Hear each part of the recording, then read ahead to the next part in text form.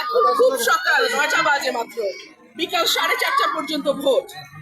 রাত্রে আমার একজন কর্মী, উনি পাহারায় ছিল এলাকায়, তাকে বিনা কারণে দুইজনকে ধরে নিয়ে যাওয়া হয়েছে আমার নোয়াগাঁও ইউনিয়নের।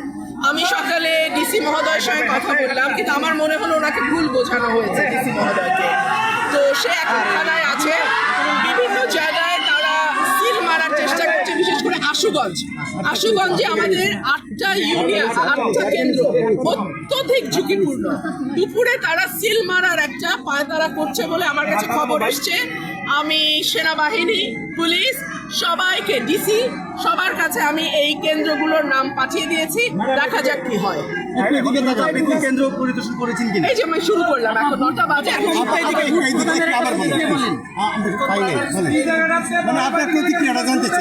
আমি জয়ের ব্যাপারে শতভাগ আশাবাদী, ইনশাআল্লাহ, বাকি আল্লাহর ইচ্ছা। আর আমার নেতা কর্মীদের উপরে কিছুটা প্রশাসনিক হেনস্থার শিকার হচ্ছে।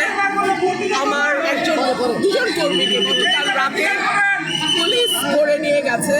তারা রাস্তার উপরে বসা ছিল, ওই রাতে সিল মারার একটা পরিকল্পনা ছিল খেজুর গাছে।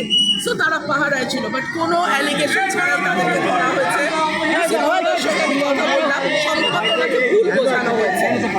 আর আমি 8টা কেন্দ্র আশুগঞ্জে, আমি আপনাদের বলবো আশুগঞ্জে আপনারা কিন্তু